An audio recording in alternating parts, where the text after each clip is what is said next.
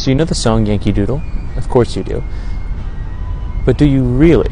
As this old book attests, Yankee Doodle is indeed a very old song. Its melody comes from the 1400s and it was known all throughout Europe, but I'm less interested in the melody as I am the lyrics. Also, every source I encountered was really light on citations, so please bear with me. So the first known lyrics come from Holland in the 1500s, probably.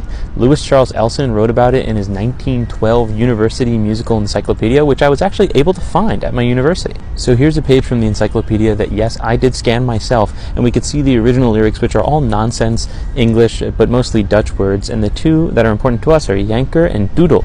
We will see more of these soon. Now, before getting into the modern history of the song, we have to go over a few terms first. Like, what the hell is a doodle? Well, the word doodle probably comes into English from the German Dudel, which means fool or idiot, and it has some more crass meanings too. Next, what is a dandy? Well, a dandy is someone who places particular importance on dressing and leisure hobbies. So a self-made dandy is like a British guy who really wants to be part of the aristocracy.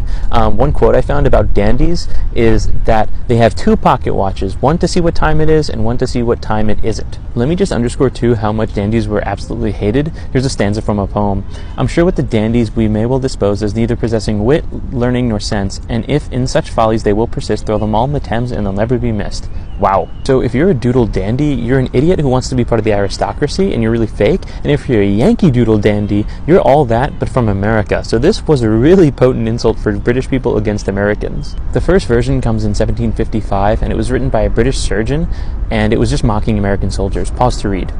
The next version comes from 1775 after patriot Thomas Ditston went to Boston to buy a gun and he got caught by British troops and he was then tarred and feathered.